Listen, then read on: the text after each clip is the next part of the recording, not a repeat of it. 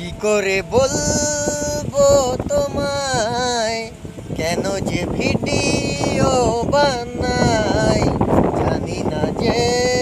জানি না আমি নিজে।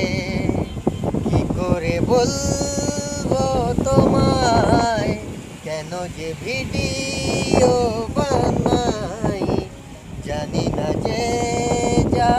না আমি নিজে। মনে হয় ভাইরাল হতে চাই, দুটো পয়সা কামাতে চাই। মনে হয় ভাইরাল হতে চাই, দুটো পয়সা কামাতে চাই। কি করে বলবো তোমায়।